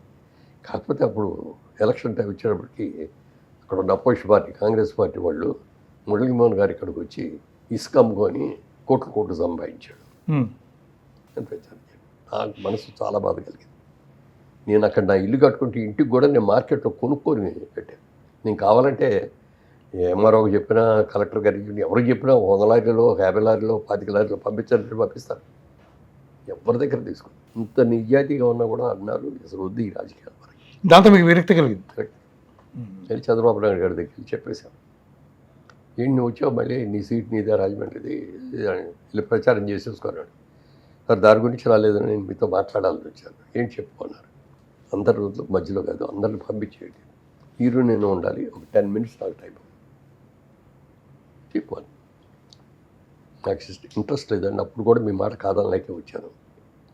ఇక నేను నా జీవితం నా ట్రస్ట్ వాడేది. నేను అంటే బిజినెస్లోను అన్నింటిలో సక్సెస్ అయిన తర్వాత మురళీమోహన్ చారిటబుల్ ట్రస్ట్ అని పెట్టాను. అది పెట్టడానికి కారణం ఏంటంటే నేను 100 రూపాయల జీతంతో నా జీవితాన్ని ప్రారంభించాను. ఇవాళ ఈ స్టేజ్కి వచ్చారంటే ఇది ప్రజలు ఇచ్చిన ఆశీస్సులు, ప్రజలు ఇచ్చిన సొసైటీ ఇచ్చిన డబ్బులు. నా అవసరాలు తీరిన తర్వాత I have to pay back to the society కొంత అయినా అందరూ అని అప్పుడు ఇది పెట్టి ఎలా చేద్దాం అనుకున్న దాని మీద చదువుల మీద ఇద్దాం. బాగా మంచి మార్కులు వచ్చి 90%, 95% వచ్చి మంచి ఎంసెట్ ర్యాంక్ వచ్చిన వాళ్ళకి ఇంటర్మీడియట్ అయిన తర్వాత వాళ్ళని అడాప్ట్ చేసుకొని వాళ్ళకి ఇంజనీరింగ్ కానీ మెడిసిన్ కానీ మనం పూర్తిగా ఆ 4 సంవత్సరాలు కూడా అన్నీ మనమే ఇవ్వాలి అని అట్లా పెట్టుకొని అది చేసుకుంటూ వచ్చాను. ఈ రాజకీయాల్లో రావడం మూలంగా అది సఫర్ అయిపోయింది. ఇక అందుకని ఆ జోడికి వెళ్ళకుండా మళ్ళీ దాన్ని రివైవ్ చేసుకుంటున్నాను. ఇప్పుడు మీరు ఇందాక అన్నారే మీరు పద్మశ్రీ అవార్డు గురించి. పద్మశ్రీ అవార్డు అనేది నాకు కేవలం ఒక సినిమా యాక్టర్గానే రాలా, ఓ నీతిగా నిజాయితీగా ఉండే వ్యక్తిగానే రాలా. ఒక ట్రస్ట్ పెట్టి ఒక 1000 మంది విద్యార్థుల్ని, పేద విద్యార్థుల్ని చదివించిన దానికి సోషల్ సర్వీస్ కింద లెక్కేసి దాన్ని కూడా ఒక మెయిన్ పాయింట్గా తీసుకొని నాకు ఈ అవార్డు రావడం. మీ పార్లమెంటు ఎక్స్పీరియన్సెస్ మీకు వివిధ అనేక రాష్ట్రాల నుంచి అందరూ ప్రతినిధులు అక్కడికి వస్తారు. ఆ ఎక్స్పీరియన్స్ మీకు ఎట్లా అనిపించింది టోటల్గా? అంటే మీరు అంటే ప్రతి ఎంపీ లేదా ప్రతి ఎమ్మెల్యే అతని జీవితం ప్రజలకు అంకితం అంతే కదా. యాక్చువల్గా తమ నియోజకవర్గం కానీ అటు ఎమ్మెల్యేకి, తమ నియోజకవర్గం ఇటు ఎంపీకి కానీ మొత్తం కలిపి దేశం ఎంత ముందుకు వెళ్తుంది, ఎవరు దీనికోసం ఎంత కష్టపడుతున్నారు, మనం ఏం చేయాలి అనేది ప్రతి ఒక్క వ్యక్తికి కూడా ఒక దృక్పథం అనేది ఉండాలి. మీకు అటువంటి స్థితి, మీకు అటువంటి ఎక్స్పీరియన్సెస్ మీకు మీరున్నటువంటి 5 సంవత్సరాల్లో మీకు కలిగిందా పార్లమెంట్లో? ఎందుకంటే మనకి రోజు అక్కడికి వెళ్ళి కూర్చొని చేసే పని ఉండదు. పొద్దునే వెళ్తాం, సంతకం పెడతాం, లోపలికి వెళ్ళి కూర్చోటం. కొంతమంది కాసేపు కూర్చొని వెళ్ళిపోతారు. నాకు మాత్రం నేను స్కూల్కి వెళ్ళే విద్యార్థిలాగా ఎవరెవరు ఎలా మాట్లాడుతున్నారు, ఇష్యూ మీద వస్తే ఎవరు ఎలా మాట్లాడతారు, వాళ్ళు మాట్లాడే విధానం చూసుకొని, ఆ మాట్లాడే పాయింట్లు చూసుకొని ఇవన్నీ చూసి ఒక స్కూల్లో విద్యార్థిలాగా మార్నింగ్ ఓపెన్ చేసి కానీ ఈవినింగ్ క్లోజ్ అయ్యేవారు కూడా అక్కడే కూర్చోవాడు మైక్లో పెట్టుకొని. మా వాళ్ళందరూ బెస్ట్ స్టూడెంట్ అయ్యారు అని. అందుకని అవన్నీ వెంకయ్యనాయుడు గారు ఒకసారి ఏం చెప్పారంటే, మురళీమోహన్ గారు మీరు ఎంపీ అయ్యారు బాగుంది, అప్పుడు ఆయన సెంట్రల్ మినిస్టర్. ఇన్నేళ్ల నా రాజకీయ జీవితంలో ఒక్కసారి కూడా సెల్లోకి అంటే మన స్పీకర్ గారి వెల్లోకి ఆ వెల్లోకి వెళ్ళలేదు. ఎందుకంటే ఎదురు మనం యాజిటేషన్ చేసినప్పుడు వెల్లోకి వెళ్ళి స్లోగన్స్ ఇవ్వడం, లేకపోతే కాగితాలని చింపాళ్ళ మీద పడి ఇట్లాంటివి చేస్తారు. పొరపాటు కూడా అలాంటి తప్పు చేయొద్దు అని చెప్పాడు. అని మీకు ఎప్పుడైనా మీకు టైం ఉంది, ఖాళీ ఉంది అని అనుకుంటే సెంట్రల్ హాల్లో కూర్చొని కాఫీలు తాగుతూ సొల్లు కబుర్లు చెప్పుకుంటాం కాదు, పక్కన లైబ్రరీ ఉంటుంది. వాజ్పేయి గారు ఎలా మాట్లాడారు, జవహర్లాల్ గారు ఎలా మాట్లాడారు, వల్లభాయ్ పటేల్ గారు ఎలా మాట్లాడారు, వాళ్ళ స్పీచెస్ ఇవన్నీ కూడా ఉంటాయి. మీకు అవకాశం ఉన్నప్పుడల్లా వెళ్ళి చదువు. సో ఒక పాఠాలుగా నేర్చుకున్నాను, చాలా నేర్చుకున్నాను. నా సంతృప్తి మేరకి ఎంపీగా 5 సంవత్సరాల వరకు చాలా కష్టపడి చేశాను. అన్ని రకాలుగా కూడా మంచి పేరు వచ్చింది. 2 రాష్ట్రాలు విడిపోయిన తర్వాత మీ బిజినెస్ ఎంపైర్ అంతా హైదరాబాద్లో ఉంది. మీరు ఉమ్మడి రాష్ట్రంలో కదా మీరు ఉన్నారు. కాబట్టి విడిపోయిన తర్వాత మీకు ఇక్కడ మీ ఎస్టాబ్లిష్మెంట్స్కి కానీ మీ బిజినెస్ కానీ ఇబ్బందికరమైనటువంటి పరిస్థితి ఎప్పుడైనా రాజకీయంగా ఏర్పడిందా? ఎప్పుడైనా? అస్సలు లేదండి. ఎందుకు లేదు అంటానంటే, నేను ఎప్పుడూ కూడా ఎన్టీ రామారావు ఉన్న రోజుల్లో కానీ, చంద్రబాబు నాయుడు గారు ఉన్న రోజుల్లో కానీ ఏ రోజున వెళ్ళి నా బిజినెస్లో ఇదిగోనండి ఈ పర్మిషన్ ప్రాబ్లం వచ్చింది, లేకపోతే ఆ ల్యాండ్లో ఇది ఉంది, ఇది క్లియర్ చేయించి పెట్టండి అని ఈ రోజున అడగల. నేను ఏ వ్యాపారం చేస్తానది కూడా వాళ్ళకి తెలియదు. నా వ్యాపారం ఏదో నేను చూసుకునేవాడు. అలాగే కాంగ్రెస్ గవర్నమెంట్స్ ఉన్నప్పుడు కూడా ఎప్పుడు నాకు ఈ బెనిఫిట్ చేసి పెట్టండి, లేకపోతే ఇదిగోనండి డబ్బులు ఇస్తున్నాయి తీసుకుని నాకు చేసి పెట్టండి ఏ రోజు రాదు. నా బిజినెస్ ఏదో నీట్గా క్లియర్ ల్యాండ్స్, 10 రూపాయలు ఎక్కువైనా క్లియర్ ల్యాండ్స్ కొని నన్ను నమ్మి నా దగ్గరికి వచ్చే వాళ్ళందరూ కూడా ఎక్కడ మోసపోకుండా 10 రూపాయలు బెనిఫిట్ వచ్చేటట్టుగా చేయాలి అని చేస్తున్నాను. దాని మూలంగానే నాకు ఈ రోజు వరకు కూడా ఇప్పుడు బిజినెస్ మొదలుపెట్టి కూడా 33 ఏళ్ళు ఈ రియల్ ఎస్టేట్ బిజినెస్ పెట్టి ఈ రోజు వరకు చిన్న తగాదా అని కానీ కోర్టుకు వెళ్ళడం కానీ ఏం లేదు. మీరు ఒక మంచి కళాకారుడు, అట్ ద సేమ్ టైం ఒక మంచి రాజకీయ నాయకుడు, ఇన్ని రకాల అంటే మంచి వ్యాపారవేత్త, ఇన్ని రకాల కోణాలు ఉన్నాయి మీకు. దీంట్లో మీకు అత్యుత్తమంగా నచ్చినటువంటి రాజకీయ నాయకుడు ఎవరు? చాలామంది ఉన్నారండి. అత్యుత్తమంగా అంటే ఈ వ్యక్తిని ఆదర్శంగా నేను తీసుకోవాలి అనిపించి, ఇప్పుడు రామారావు గారితో కొంత ఇన్స్పైర్ అయ్యారు మీరు, ఇందాక మీరు చెప్పినటువంటి ఇన్సిడెంట్స్. అంతకుముందు ఉన్నటువంటి మహనీయులు కొంతమంది మహనీయుల్లో వాజ్పేయి గారు ఇప్పుడు బాగుండేదండి. ఆయన అంటే నెహ్రూ గారు అఫ్కోర్స్ అప్పుడు ఇంకా మేము స్కూల్ స్టడీస్ అట్లా ఉంటాడు పెద్దగా తెలియదు, కానీ తర్వాత వచ్చిన వాళ్ళ వాజ్పేయి గారు అంటే చాలా బాగుండేది. తర్వాత ఎన్టీ రామారావు గారు అన్ని సంవత్సరాలు ఆయన ముఖ్యమంత్రిగా ఉన్న రోజుల్లో, తర్వాత చంద్రబాబు నాయుడు గారు, ఈ రోజు వరకు వాళ్ళకి రాజకీయం ఒక మలినం అనేది అంట్లా. ఏ రోజున కూడా ఎవరి మీద ఇప్పుడు కొంత ముఖ్యమంత్రి మీద ఎన్ని గొడవలు ఉన్నాయి, ఎంత డబ్బులు తినేశారు, రాష్ట్రాన్ని ఎలా నాశనం చేశారని ఉన్నాయి. వీళ్ళ దగ్గర ఏమి ఏలిపెట్టి చూపించడానికి ఏమి లేదు. అలా నిజంగా గ్రేట్ ఆ విషయంలో. రాజకీయంగా మీరు ముందుకెళ్ళే మార్గంలో వెంకయ్యనాయుడు గారి పాత్ర ఎంత? అంటే నాట్ ఓన్లీ మీకు పార్లమెంట్లో సలహా అవి చెప్పడం, ఇట్స్ ఏ డిఫరెంట్ ఇష్యూ, కానీ ఒక పార్లమెంటేరియన్గా మీరు ఉన్నప్పుడు మిమ్మల్ని గైడ్ చేయడంలో కానీ మీ రాజకీయ జీవితం ముందుకు వెళ్ళడంలో కానీ వెంకయ్యనాయుడు గారి పాత్ర ఎంత? వెంకయ్యనాయుడు గారి పాత్ర చాలా ఉందండి. ఉపేంద్ర గారి పాత్ర కూడా చాలా ఉంది. అప్పుడు ఉపేంద్ర గారు బాగా క్లోజ్గా ఉండటం మూలంగా, మన పార్టీ అవడం మూలంగా నాకు ఏదైనా అనుమానాలు వస్తే ఆయన అడిగే ఉండి ఆయన చెప్తూ ఉండేవాడు. తర్వాత ఎంపీ అయిన తర్వాత అప్పుడు ఈయన సెంట్రల్ మినిస్టర్గా ఉన్నారు కాబట్టి ఆయన దగ్గరికి వెళ్ళేవాడిని. ఖాళీగా ఉన్నప్పుడల్లా ఆయన దగ్గరికి వెళ్ళి కూర్చొని అడిగేవాడిని. ఆయన ఎక్స్పీరియన్స్ అన్నీ చెప్తూ ఉండేవారు. ఒకసారి ఎప్పుడో ఏదో ట్రాన్స్ఫర్ గురించి వచ్చి అడిగితే ఆయన దగ్గరికి వెళ్ళాడు. ఏమంటే ఫలానా వ్యక్తి ట్రాన్స్ఫర్ అన్నాను. మురళీమోహన్ గారు, నేను పాలసీగా పెట్టుకున్నాను, ఎవరిని ట్రాన్స్ఫర్ చేయడం కానీ రికమెండేషన్లు కానీ ఇవన్నీ నన్ను ఎవరు అడగొద్దు, నేను చెయ్యి. వెరీ గుడ్ అండి, చాలా సంతోషం. మీరు క్లియర్గా చెప్పేశారు కాబట్టి మాకు క్లియరు. నన్ను ఎవరిని అడిగితే ఆయన చేయరు బాబు అని చెప్పి నేను చెప్పేస్తాను. అంటే మనకి బాగా తెలుసు కదా అని నా దగ్గరికి వచ్చి, వాళ్ళు ఎవరో మనకు తెలియదు, ఏమో చేతనైతే సాయం చేస్తే వీళ్ళు ఉద్యోగం చేద్దాం అన్నట్టుగా ఇల్లు అడిగితే ఆయన ఇదే చెప్పారు. ఎప్పుడు ఇలాంటి పట్టించుకోవాలి. రికమెండేషన్ల జోలికి వెళ్ళొద్దు, నువ్వు ట్రాన్స్ఫర్ల జోలికి వెళ్ళొద్దు, నువ్వు సొసైటీకి ఏం చేయగలవు అనే దాని గురించి ఆలోచించు, హౌస్లో ఏం మాట్లాడగలగాలి, ఎలా మాట్లాడాలి అని నేర్చుకో అని అట్లా చెప్పారు. అట్లా బాగా గైడ్ లైన్స్ చాలా ఇచ్చారు నాకు. మీ జీవితం ఇన్ని కోణాలు కనిపిస్తున్నాయి ఎప్పటికప్పుడు. మీ పిల్లల్ని ఎందుకు సినిమా రంగానికి మీరు దూరంగా పెట్టారు, రాజకీయ రంగానికి ఎందుకు దూరంగా పెట్టారు? అంటే ఇప్పుడు యాక్చువల్గా మా ఫ్యామిలీగా చూసుకుంటే బిజినెస్ ఫ్యామిలీ అండి. మా నాన్నగారితో చూసుకుంటేనేమో పొలిటికల్. నా ఉద్దేశంలో వచ్చేటికి నాకు బిజినెస్ మీద ఇదైంది కాబట్టి నేను పొలిటికల్ జోలికి వెళ్ళకూడదు అని అనుకుంటాను, వెళ్ళలేదు. తర్వాత వచ్చాము, అది వేరే విషయం. కానీ అలాగే మా బాబు చదువుకునే రోజుల్లో మెడ్రాస్లో ఉండగా తమిళ సినిమాల్లోనూ ఆఫర్ వచ్చింది, తెలుగు సినిమాల్లోనూ కూడా ఆఫర్లు వచ్చినాయి. బాబుని పిలిచి అడిగాను, బాబు ఇట్లా ఆఫర్ వచ్చింది, హీరో క్యారెక్టర్ అంటారు, మరి చేస్తావా? అయితే నాకు ఇంట్రెస్ట్ లేదు అన్నాడు. మరి ఏది ఇంట్రెస్ట్ నీకు అన్నాడు. నాకు మీరు అవకాశం పంపిస్తే అమెరికా వెళ్ళి ఎంబీఏ చేయాలన్నాడు. అలా పంపించాను. ఎంబీఏ అయిపోయింది, మళ్ళీ వచ్చాడు, మళ్ళీ ఆఫర్లు రావడం.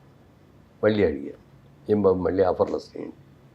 నాకు సినిమా ఇంట్రెస్ట్ లేదు నాన్నగారు, నాకు కూడా బిజినెస్ ఇంట్రెస్ట్, నేను బిజినెస్ చేస్తాను. సరే అయితే మేము చేస్తాం బిజినెస్లోకి దిగాలి, ఈ రియల్ ఎస్టేట్లోనే. అంటే వాళ్ళు ఎప్పుడు మిమ్మల్ని సినిమా ఫీల్డ్ గురించి మేము ఎంటర్ అవుతామని కానీ లేకపోతే చేయాలని కానీ నేను అడిగితేనే వద్దునో అన్నారు. నాకు బలవంతం చేయడం ఇష్టం, ఎవరికి ఏది ఇష్టం ఉంటే అది చేయాల్సిందే. ఒక మీరు జైపేరి సంస్థ మీరు సొంతంగా పెట్టి పారాళబ్బాయి సినిమా మొట్టమొదటిసారిగా మీరు తీసి దాన్ని సక్సెస్ చేశారు. ఆ చేసిన సందర్భంగా చలంగారులాగా వివిధ డిపార్ట్మెంట్స్ మీద, ముఖ్యంగా మ్యూజిక్, పాటలకు సంబంధించి కానీ లేకపోతే మిగిలిన వాటి గురించి కానీ చలంగారికి ఎంత అవగాహన ఉండేదో మీకు కూడా అంత అవగాహన ఉంది అని చెప్తారు. How far it is correct? అంటే చలంగారు చాలా గొప్ప ఆర్టిస్టును, సబ్జెక్ట్ మీద చాలా బాగా కూర్చునేవాడిని. మ్యూజిక్ దగ్గర నుండి చేయించుకునేవాడు. సత్యం గారి మ్యూజిక్ అనుకుంటాను. అవును, సత్యం గారిని ఎక్కువ ఆయన ఎక్కువ ఆయన అట్లా చాలా. నేను అలా కొంతమంది పద్మనాభం గారు కూడా, అవును, ఆయన కూడా ప్రొడ్యూసర్ గాను కోదలపాండి గారిని రాజబాబు గారు కొంతవరకు సక్సెస్ గారు కొంతవరకు కాలేదు.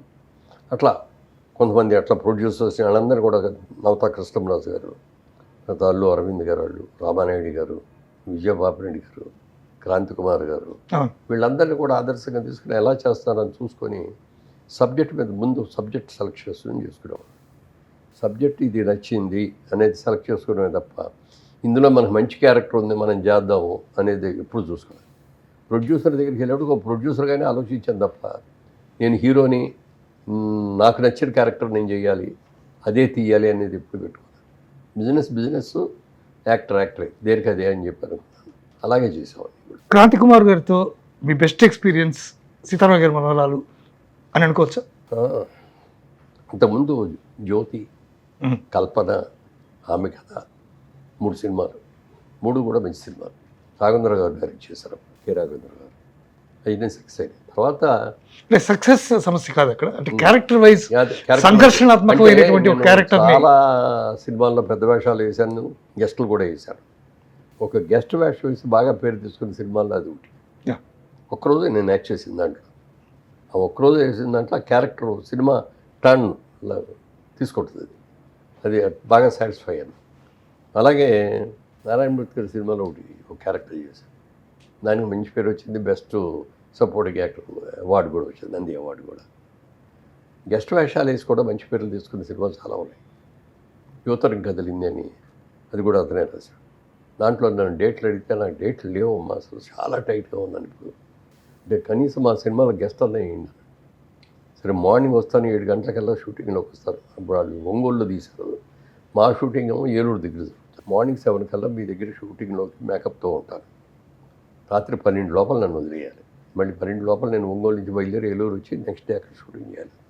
అలాగే అన్నారు. 14 సీన్లు తీశారండి ఒక్కరోజు. సినిమా చూస్తే సినిమా అంతా నేనే ఉన్నట్టు ఉంటుంది. చాలా మంచి పేరు వచ్చింది. అది కె విశ్వనాథ్ గారితో మీ ఎక్స్పీరియన్సెస్ సూత్రధారుడు ఇందాక నేను ప్రస్తావించాను. ఆ సినిమా చేస్తున్నప్పుడు మీకు ఎట్లా అనిపించింది? విశ్వనాథ్ గారు one of the best directors అండి మనకు. ఆయనతో అంత పరిచయం నాకు ఎక్కడంటే, క్రాంతి కుమార్ గారు శారద అని ఒక సినిమా తీశారు. శోభన్ బాబు గారి హీరోను, శారద గారి హీరోయిన్, కె విశ్వనాథ్ గారు దాని డైరెక్టర్. అప్పట్లో కానీ సినిమాలో రాలేదు, విజయవాడ బిజినెస్ చేసుకునేవాడు. క్రాంతి కుమార్ గారు, తర్వాత విజయేంద్ర ప్రసాద్ గారు, రాజమౌళి గారు ఫాదర్, ఇది హీరో కృష్ణ గారు, ఈ ముఖర్జీ గారు, మేమందరం కూడా క్లాస్మేట్స్ ఏలూరు కాలేజీలో. ఆ పరిచయంతో కానీ ఇది కానీ క్రాంతి కుమార్ గారు ఏమన్నా అంటే, ఇట్లా సినిమా ఇక్కడ రాజమండ్రిలో తీస్తాము, మీకు సండే హాలిడే కదా, సాటర్డే నైట్ మన దగ్గరికి వచ్చింది, ఇక్కడ ఉండి సండే షూటింగ్లో అవి చూసి మండే మార్నింగ్ మళ్ళీ వెళ్ళిపోదు కానీ. అలా 4-5 సార్లు వెళ్ళాం ఆ షూటింగ్ జరిగేటప్పుడు. అప్పుడు విశ్వనాథ్ గారిని చూస్తూ ఉండేవాడు. చాలా కాన్సన్ట్రేట్గా చేశాడు. అంటే ఏదైనా సీన్ అనగానే ఇట్లా చూసేసి కెమెరామెన్ ఈ షాట్ పెట్టవయ్యా అని చెప్పేసి వెళ్ళిపోతారు. ఈయన అలాగే షార్ట్ చెప్పేసేసి వాళ్ళు లైటింగ్ చేసుకునే లోపల అన్ని క్యారెక్టర్లో ఆయనే యాక్ట్ చేసి చూస్తాడనమాట. చూసి ఫైనల్గా ఇదిగో నువ్వు ఇలా చేయి, నువ్వు ఇలా చేయి, నువ్వు ఇలా అని చెప్పాడు. భలే ఉంది ఇది, భలే చెప్తున్నాడు ఈయన. ఇప్పటికైనా అవకాశం ఉండి నేను యాక్టర్ని అయితే ఈయన దగ్గర చేయాలి అని అనుకున్నాను. బట్ రాలా నాకు పెద్దగా. ఒకసారి ఓ మంచి క్యారెక్టర్ మంటమోహన్ గారు మీరు హీరోను, కేఆర్ విజయ్ గారి హీరోయిన్ అని చెప్పి బుక్ చేసుకున్నారు, డేట్లు తీసుకున్నారు, అన్నీ అయిపోయినాయి. లాస్ట్ మినిట్లో ఇంకొక 10 రోజుల్లో షూటింగ్ మొదలవుద్దనిగా ఫోన్ చేసి ఒకసారి మాట్లాడాలి రండి అన్నది వెళ్ళి. జయశ్వత్ గారు సినిమా తీస్తున్నారు, ఆ సినిమా ఈ సినిమా కూడా కథ ఒకటి అంట, అదేమో రిలీజ్ కూడా దగ్గరికి వచ్చేసింది, ఇప్పుడు మనం మొదలు పెడితే దాన్ని కాపీ కొట్టేట్టు ఇది వస్తుంది, అందుకని డ్రాప్ చేసేసాను. సార్ మీ దగ్గర వేషం వచ్చిందని చాలా సంతోషపడ్డాను, ఇది ఎట్లా అయిపోయింది సార్ అని. లేదు ఇంకో దాంట్లో చేద్దు కానీ ఉండేవాడిగా ఇస్తాను నేను. అప్పుడు సూత్రధారలో ఇచ్చాను. అది గంగిరెత్తాళ్ళు అనమాట. ఈ డోలు సన్నాయితో, ఏమో డోలును గంగిరెత్తో, నాగేశ్వరరావు గారు ఏమో సన్నాయి, గంగిరెద్దాళ్ళు, వాళ్ళ కొడుకేమో హీరో, మా కూతురేమో హీరోయిన్. నాగేశ్వరరావు గారు ధర్మరాజు లాంటి క్యారెక్టర్ పోషిస్తే మీరు భీమసేనుడు లాంటి క్యారెక్టర్ పోషించారు. యాక్చువల్గా మీకు నాగేశ్వరరావు గారితో కూడా చాలా అనుబంధం ఉంది మీకు కూడా. కానీ ఆ పిక్చర్ చేసేటప్పుడు పర్టికులర్గా నాగేశ్వరరావు గారిని అంత దగ్గరగా ఇంత డిఫరెంట్ క్యారెక్టర్ మీరు చూసినప్పుడు మీకు ఏమనిపించింది? నాగేశ్వరరావు గారు నాకు మొదటి నుంచి కూడా సినిమాల్లో ఇండస్ట్రీలో నీ అభిమాన హీరో ఎవరు అంటే అక్కడే నాగేశ్వరరావు గారు, అభిమాన హీరోయిన్ ఎవరు అంటే సావిత్రి గారు అని చెప్పేవాడు. వాళ్ళిద్దరూ ఉన్న సినిమా వచ్చిందంటే ఫస్ట్ డే చూడాల్సిందే. ఏలూరులో సినిమా వెళ్ళే లోపల 3-4 సార్లు చూసేవాడిని దాన్ని. అంత అభిమానం. నాగేశ్వరరావు గారిని ఎప్పుడైనా ఒక్కసారైనా ఆయన కలుసుకోగలుగుతానా, ఆయనతో షేక్ హ్యాండ్ ఇవ్వగలుగుతానా, ఆయనతో ఫోటో తీసుకోగలుగుతానా అని అనుకునేవాడిని ఆ రోజుల్లో. అలాంటిది సినిమా ఇండస్ట్రీ వచ్చిన తర్వాత ఓ సినిమాలో గెస్ట్ వేషం వేశాడు. మహాత్ముడు ఏదో సినిమా అది. దాంట్లో నాగేశ్వరరావు గారి ఫ్రెండ్ వేషం. ఒక్కరోజు క్యారెక్టర్ అది కూడా. రోజరమణీయం నా పక్కన నా క్యారెక్టర్. నాగేశ్వరరావు వస్తా అంటేనే చాలా గౌరవంగా లేచి నమస్కారం అది పెట్టాను. దగ్గర పిలిచారు, అన్ని వివరాలు అడిగారు. ఏమేమి సినిమాలు చేస్తానని చెప్పాను. మీరంటే నాకు చాలా ఇష్టం అండి, మీతో సినిమా అని గెస్ట్ వేషం అంటే ఒక్కరోజు వేషాన్ని వచ్చానండి. అలాగే బాగా చేయి అన్నారు. అని అయినా పక్కన ఆయన ఉన్నారు అని ఒక ఫీలింగ్ ఉంటుంది కదా కొంత. అది ఆయన కనిపెట్టాడు. కనిపెట్టేసి అక్కడి నుంచి దగ్గరికి వచ్చేసి బుధ మీద చేసి ఏదో చాలా రోజులు బట్టి మన ఫ్రెండ్స్ అన్న లెవెల్లో జోకులు వేసేసి ఇవన్నీ చేయటం మొదలుపెట్టారు. కాసేపటి ఆగిపోయి ఈజీ అయిపోయాను. షూటింగ్ అంతా అయిపోయి వెళ్ళేటప్పుడు పిలిచాను. ఇందాక నీతో బుధ మీద చేసి ఇవన్నీ ఎందుకు మాట్లాడానో తెలుసా అన్నారు. చెప్పండి సార్. నువ్వు ఏదో నేను పెద్ద హీరో పక్కన చేస్తాను, నేను ఏదో బెరుకు కనపడింది నీలో, అది పోగొట్టడం కోసం అలా చేశాను. ఒకసారి మేకప్ వేసుకొని స్టూడియోలోకి వచ్చిన తర్వాత పెద్ద అంటే వచ్చినప్పుడు రాగా నేను లేచి నిలబడచ్చు, నమస్కారం పెట్టచ్చు, అంతే. అక్కడి నుంచి క్యారెక్టర్లు ఏమన్నాయి. అందుకని నా ఇమేజ్ నీ ఇమేజ్ అనేది అనుకోకూడదు అని అట్లా మంచి మాటలు చెప్పారు ఆయన. అవన్నీ నేను ఫాలో అయ్యాను. చాలా చెప్పేవారు ఆయన. మేము ఇండస్ట్రీకి వచ్చినప్పటికి ఇన్ని కష్టాలు పడ్డాం, ఇవాళ రోజున మన డామినేషన్ ఎంత బాగా వచ్చింది, మరి అన్ని రకాలుగా కూడా అభివృద్ధి చెందిన తర్వాత మీరందరూ వచ్చారు. మీకు బ్రహ్మాండమైన, మీకు ఏ అడ్డంకులు లేకుండా కంకర రోడ్లలోనూ గొంతుల రోడ్లో మేము నడిచాం, మీరేమో తారు రోడ్ల మీద నడుస్తున్నారు, సిమెంట్ రోడ్ల మీద నడుస్తున్నారు అని చెప్పి ఆయన ఎక్స్పీరియన్స్లు అన్నీ చెప్తూ ఉండేవారు. ఒక రోజు ఆయన కూడా ఫోన్ చేశారు. మురళీమోహన్ గారు, మా సినిమాలన్నీ అన్నపూర్ణ ఆర్ట్ పిక్చర్స్ అని ఉండేవి కదా, తిప్పాటి బసవరావు గారు ప్రొడ్యూసర్ సినిమాలు తీసాం. ఇప్పుడు అన్నపూర్ణ స్టూడియో కట్టిన తర్వాత అన్నపూర్ణ స్టూడియో బ్యానర్ మీద సినిమా తీద్దామని అనుకున్నాం. అక్కడ నేను అన్నపూర్ణ సమర్పించుకొని పెట్టి స్టూడియో ప్రొడ్యూసర్ గారు చాలా సంతోషపడ్డాను. అందులో హీరోగా మీరే చేయాలని. ఇదేంటి సార్, స్టూడియో పేరు మీద మీరు సినిమా తీస్తున్నారు, అన్నపూర్ణమ్మ గారు ఏమో సమర్పించని పెట్టారు, మీరు చేయకుండా నన్ను అంటారు ఏంటండి అన్నాడు. అది సబ్జెక్ట్ సెలెక్ట్ చేసిన సబ్జెక్టు నా ఇమేజ్ ఎక్కువైపోద్ది, నీ ఇమేజ్ కరెక్ట్గా సరిపోద్ది. దాసర్ గారి డైరెక్షన్. ఆయన నేను మాట్లాడుకుని నువ్వైతే బాగుంటుంది అనుకున్నాను అని అన్నపూర్ణ స్టూడియో ఫస్ట్ బ్యానర్లో హీరో క్యారెక్టర్ నాకు ఇచ్చారు. ఇచ్చినప్పుడు చెప్పారు, నా మేకప్ రూమ్ నీకు ఇస్తున్నాను, నా గెస్ట్ హౌస్ దానికి అన్నపూర్ణ స్టూడియోలో గెస్ట్ హౌస్ ఉంది, ఇప్పుడు కూడా ఉంది, ఆ గెస్ట్ హౌస్ నీకు ఇస్తాను, అక్కడే వచ్చి ఉండు అని అంత ప్రేమగా చేశాను. నేను బాగా ఆత్మీయంగా ఆయన విషయంలో మాత్రం. దాసరి గారితో మీకు అనుబంధం ఎట్లా ఉండేది? దాసరి గారితో నా మొదటి సినిమా జగమేమ అయిన తర్వాత రెండో సినిమా తిరుపతి అనే సినిమా. అది మా ఫ్రెండ్ ఇందాక చెప్పాను హనుమాన్ ప్రసాద్ గారిని, ఆయన ప్రొడ్యూసరు. అందులో రాజ్బాబు గారు, మన కమెడియన్ రాజ్బాబు గారు హీరో. దాంట్లో జాక్ తెరహో అని రాజ్ కపూర్ గారు తీశారు ఆ రోజుల్లో. అంటే ఒక పల్లెటూరులో ఉండే ఒక అమాయకుడు చెల్లెలు పెళ్లి కోసం నగలోను బట్టలు కొట్టడం కోసం సిటీకి వచ్చి ఎన్ని కష్టాలు పడ్డాడు. ఒక రాత్రి మంచినీళ్ళు తాగడానికని ఒక అపార్ట్మెంట్ కాంప్లెక్స్లోకి వెళ్ళిపోతే ఒక కాంప్లెక్స్ రోజు ఒక నుంచి ఎలా తప్పించుకుంటాడు, అక్కడక్కడ జరుగుతున్న ఘోరాలు ఏమిటి అంతా కదా మాట్లాడతాడు అంతే. ఒక రాత్రి అంతా జరిగేది అనమాట. అందులో పోలీస్ ఆఫీసర్ క్యారెక్టర్, ఆ క్యారెక్టర్ నాకు ఇచ్చాడు. అప్పుడు దాసరి గారితో పరిచయం. 4 రోజులు, అది కూడా బెంగళూరులో షూటింగ్ మొత్తం. ఆ 4 రోజులు అక్కడ అందరూ కూడా కలిసి ఉంటాం, నేను చూడటం, నా సిన్సియారిటీ కానీ కానీ అన్నీ చూసి మురళి నేను పెద్ద హీరోని చేసే బాధ్యత రాదు, నా సినిమాలన్నింటిలో నీకు ఆశీర్వదిస్తాను అని చెప్పి దాదాపుగా ఇప్పుడు ఆయన 152 సినిమాలు తీశారు. వరల్డ్ రికార్డ్ అది.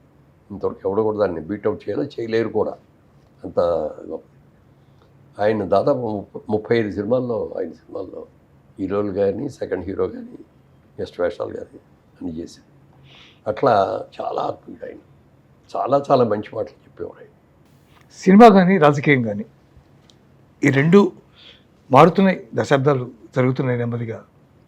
ఇప్పటి రాజకీయం లేకపోతే ఇప్పుడు సినిమా ఎలా ఉంది డెవలప్మెంట్? సినిమా పాత సినిమాలు ఒక ఎత్తు అండి, ఇప్పుడు వచ్చే మోడర్న్ సినిమాలు ఒక ఎత్తు. ఇదివరకు ఏంటంటే పాత రోజుల్లో మనకు సినిమాలు ఓన్లీ ఆంధ్రప్రదేశ్కే లిమిటెడ్. ఆంధ్రదేశంలో తప్పితే ఎక్కడ ఆడవు మన సినిమాలు, తెలుగు సినిమాలు. కొద్దిగా బెంగళూరులో కర్ణాటక ఆడేవి అంతే, అంతకు తప్పితే ఎక్కడ. తమిళనాడులో కూడా చాలామంది తెలుగు వాళ్ళు ఉన్నా ఆడినిచ్చేవారు కదా అక్కడ. అందుకని మన కథలన్నీ కూడా పౌరాణిక కథలు, జానపద కథలు, లేకపోతే సోషల్ వాటిలో ప్రేమ కథలు ఇట్లాంటివే ఉండేవి. మార్కెట్ కూడా మన చిన్న మార్కెట్. ఆ రోజుల్లో అంత చిన్న మార్కెట్లో ప్రొడ్యూసర్ నిలబడాలంటే ఏం చేయాలని నాగేశ్వరరావు గారు, రామారావు గారు ఒక రోజు కూర్చొని మన ఇద్దరు కనుక ఒక కండిషన్ పెట్టుకున్నాం. 50,000కి మించి తీసుకోకూడదు మన హీరోగా. మనం 50,000కి మించి నీకంటే నేను ఎక్కువ తీసుకోవాలి, నాకంటే నువ్వు ఎక్కువ తీసుకోవాలని పోటీ పడితే లక్షల మీదకి వెళ్ళామనుకో, మనం లక్షల మీదకి వెళ్ళగానే హీరోయిన్ కూడా వాళ్ళు లక్షల మీదకి వస్తారు. క్యారెక్టర్లు అందరూ 50,000, 70,000 అంటారు. కమెడీలు అందరూ 25,000, 30,000 అంటారు. ఇట్లా ఇండస్ట్రీ పెరుగుకుంటే కాస్ట్ పెరిగిపోద్ది, నిర్మాత దెబ్బతినిపోతాడు అని చెప్పి అట్లా కండిషన్ పెట్టుకొని ఆ అమౌంట్ ఎక్కువ పెరగకుండా లిమిటెడ్గా చేసి ప్రొడ్యూసర్ కాపాడారు. సరే ఇప్పుడు ప్రజెంట్ ఏంటంటే వాళ్ళ టెక్నాలజీ బోల్డ్ మారిపోయింది. బోల్డ్ అద్భుతమైన ఎక్విప్మెంట్స్ వచ్చేసి, లైట్స్ ఆ రోజుల్లో హార్ష్ లైట్స్ ఉండే, మొహం మాడిపోతూ ఉండే. వాళ్ళు అసలు మూన్ లైట్స్ లాగా బ్రహ్మాండమైన లైట్స్, ఇది కెమెరాలు ఎక్సలెంట్ కెమెరాస్ వచ్చినాయి. టెక్నాలజీ పెరిగి బాగా పెరిగింది. ఇవాళ రోజున మన సినిమా, తెలుగు సినిమా అనేది ఒక ప్రాంతీయ సినిమా కాదు, ఇది ఒక జాతీయ సినిమా కాదు, ప్రపంచ యావత్తులో ఒక సినిమా తెలుగు సినిమా. వాళ్ళంత లెవెల్కి వెళ్ళగలిగాం because of technicians, because of equipments, because of artist. Talent కూడా విపరీతంగా పెరిగింది. అందుకని అదొక టైప్ ఆఫ్ సినిమాలో ఈ టైప్ సినిమా చాలా బాగుంది. వాళ్ళు బాంబే వాళ్ళు కూడా ఇదివరకు బాంబే వాళ్ళ సినిమాలు సక్సెస్ అయ్యి మనం కొనుక్కొచ్చుకునేవాళ్ళం. కానీ ఇప్పుడు బాంబే వాళ్ళు అందరూ కూడా దృష్టి తెలుగు వాళ్ళు ఏ సినిమాలు తీస్తారు, ఈ సినిమాలో మనం కూడా ఎల్లో క్యారెక్టర్ చేస్తే ఎలా ఉంటుంది అని అనుకునే లెవెల్లో వాళ్ళ ఇండస్ట్రీ. 350 పైగా సినిమాలు, ఓ పెద్ద జైభీరి లాంటి ఓ పెద్ద ఎంపైర్, అట్లాగే 1000 మంది పైగా స్టూడెంట్స్ని ఉత్తమ ఉన్నత చదువులు చదివించినటువంటి బ్యాక్గ్రౌండ్. మీ జీవితం సంతృప్తి కలిగిందా జీవితంలో మీకు? డెఫినెట్గా రండి. నేను ఎప్పుడు ఏది ఎక్కువ ఆశించరండి. నా ఉద్దేశం నేను ఒక సగటు మనిషిని. నాకున్న టాలెంట్స్ కూడా సగటు టాలెంట్స్, యావరేజ్ టాలెంట్స్ తప్ప ఎక్స్ట్రాడినరీ టాలెంట్స్ నాకు లేవు, ఎక్స్ట్రాడినరీ బ్రెయిన్ నాకు లేదు. ఇచ్చిన దాన్ని లోటు లేకుండా కష్టపడి ఇష్టపడి చేస్తాను, అలాగే సక్సెస్ సంపాదించుకుంటాను. అందుకని నేను ఫుల్గా 100% హ్యాపీ. నాకు ఇది లేదే, అది రాలేదే, నిన్నగా మొన్న వచ్చిన చిరంజీవి గారు నాకంటే 10 రెట్లు ఎక్కువ తీసుకుంటున్నాడే, ఇట్లాంటివి లేవు నాకు. నా సమర్థతకి నాకు ఏమి ఇచ్చిన వేషాన్ని నన్ను ఎంత బాగా చేయగలను అనేది చూసుకుంటాను, ఇచ్చింది పుచ్చుకుంటాను. ఏ రోజున కూడా ఏ ప్రొడ్యూసర్ని కూడా డబ్బులు ఇస్తే కానీ షూటింగ్ రాననే మాట నా లైఫ్లో అనలేదు. ఇక్కడ చాలా కష్టపడి తీస్తారు సినిమాలు తీసేవాళ్ళు. ఆఖరి భార్య మెడలో తాళి కూడా తాకట్టు పెట్టుకుంటే తీస్తారు. అందుకని అలాంటి నేను ఒక బిజినెస్ మ్యాన్ కాబట్టి బిజినెస్లో ఉండే కష్టాలు నాకు తెలుసు కాబట్టి, నేను కూడా ప్రొడ్యూస్ చేశాను, ఆ కష్టాలు నాకు తెలుసు కాబట్టి ఏ రోజున ఎవరిని కూడా డబ్బులు ఇస్తేనే షూటింగ్ వస్తారనే మాట అన్న. మా హెచ్ఎంటీవీ ప్రేక్షకులకి మీరు ఆల్రెడీ ఉగాది శుభాకాంక్షలు చెప్పారు ఆల్రెడీ. మీ జీవితం, మీ అనుభవం, వీటి సారం మా ప్రేక్షకులతో పంచుకుంటారు. అంటే ఇప్పుడు నేను ఆచరించిందే వాళ్ళని కూడా ఆశ్చర్యపెట్టాలి. మీరు ఏ పని చేసినా ఇష్టపడి కష్టపడి చేయండి. నేను కలెక్టర్ అవ్వాల్సినండి, ఇదిగో బిల్ కలెక్టర్ అయిపోయాను, లేకపోతే ఏదో పెద్ద పోలీస్ ఆఫీసర్ అవ్వాల్సినండి, బస్ కండక్టర్ అయ్యాను అని అనుకుంటే ఆ పని కూడా నువ్వు సరిగ్గా చేయలేవు. బాగా చేయి. బస్ కండక్టర్ ఎంత బాగా చేయాలో చేయొచ్చు. నేను రైట్ అంటే వెళ్తుంది, ఒళ్ళేనంటే ఆగిపోద్ది. నేను టికెట్ ఇస్తే వచ్చి కూర్చోవాలి, లేకపోతే టికెట్ లేకపోతే అని అనుకున్నావు అనుకో, దాన్ని బ్రహ్మాండంగా చేయగలుగుతావు. నాకు కర్మ కొద్దీ ఇది చేస్తాను అంటే అది కూడా సరిగ్గా చేయదు. అందుకని నువ్వు ఏ పని చేసినా మనకి ఆశలు చాలా ఉండొచ్చు, అది అవ్వాలి ఇది అవ్వాలి అని. అది కాదు, వచ్చిన దాన్ని సద్వినియోగం చేసుకో. అట్లా సద్వినియోగం చేసుకుంటేనే పైకి రాగలుగుతాం. నీతిగా ఉండు, నిజాయితీగా ఉండు, కష్టపడి ఇష్టపడి పని చేయదైనా సరే. ఇదే నా పాలసీ. ఎవరికి ఏదైనా చెప్పన్నా కూడా నేను ఇదే చెప్తాను. Thank you so much Muralimohan గారు. చాలా చక్కటి సందేశం ఇచ్చినందుకు, మీ విలువైనటువంటి సమయాన్ని మాకు కేటాయించినందుకు సంతృప్తి జీవితంలో అత్యంత ప్రధానమైంది. ఇప్పుడు మురళీమోహన్ గారు చెప్పినట్టు ఏ ఉద్యోగం చేస్తున్నా, ఏ పని చేస్తున్నా ఎంతటి ఆత్మాభిమానం ఉంటుందో అంత సంతృప్తి కూడా ఉన్నప్పుడు, నేను ఎంతో తక్కువ అనే ఫీలింగ్ నీకు లేనప్పుడు డెఫినెట్గా నీ అభివృద్ధి ఖచ్చితంగా జరుగుతుంది, నువ్వు మున్ముందుకు దూసుకుపోతావు అనేదే ఆయన యొక్క సందేశంగా హెచ్ఎంటీవీ ప్రేక్షకులకి అందించారు. ఇది ఉగాది సందర్భంగా పద్మశ్రీ మురళీమోహన్ గారితో మన ప్రత్యేక ఇంటర్వ్యూ. చూస్తూనే ఉండండి హెచ్ఎంటీవీ. నమస్తే.